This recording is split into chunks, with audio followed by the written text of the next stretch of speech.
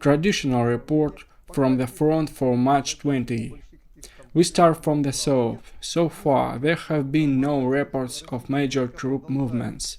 Russian troops continue to strike at the suburbs of Nikolaev. In the north of the city, another Dagger rocket apparently flew in, hit something big. Residents of the city report that they are still clearing the destroyed building of the 79th Brigade. There is still no exact date of the dead. I guess about 200 people. The large barracks is destroyed. The remains of the bodies are being taken out. After this strike, an instruction was issued not to show such attacks in the future. This is done in order not to panic the territorial defense and not to lower the morale, which is already minimal. And for example, the Ukrainian media did not show today's strike northeast of Kiev, near the Ovruch city. According to the Ministry of Defense of Russia, about 100 people became victims of this strike. According to the Ukrainian media, there is no such blow. And as you know, the remnants of pluralism are finally banned in Ukraine.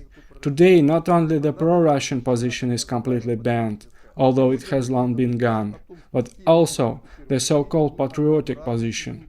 Today, a decree was issued that all news is determined by the government of the country. This happened due to disputes between the patriotic community and the Kiev leadership of the issue of Mariupol. The patriots asked to be in the liberation of Mariupol, and the authorities said that could not do it.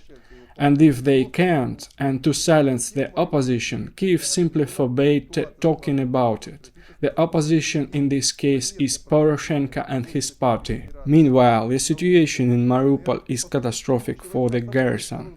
Russian troops and the people's militia of the DPR made significant progress in the city. The troops went to the Azov steel plant, the citadel, in which the fighters of the Azov battalion fortified. The Russian army achieved its greatest success in the western part of the city. Residential areas with high-rise buildings have been cleared. Further low buildings, in which it's easier to operate, therefore their movement should be faster. The forces of the garrison fell noticeably. There were almost no heavy weapons left. Russian artillery and air forces are still attacking, especially at the plant. Even American intelligence says that the city will be cleared in the coming days. Also, according to reports from the presidential administration, American intelligence made a forecast about the Donbass. In their opinion, the Donetsk front will be surrounded in the next 2 weeks, because in the south and north, Russia is completing the regrouping of the large forces. New powerful strike groups are being created, which, I emphasize, according to American analysts, should go on a general offensive and encircle all Ukrainian troops in this territory. In the direction of Kurakovo, Russian troops continued to push the enemy back.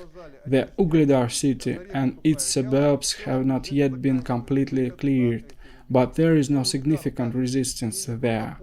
In Marinka, Russian artillery and air forces continued to actively strike. Similarly, Gorlovka.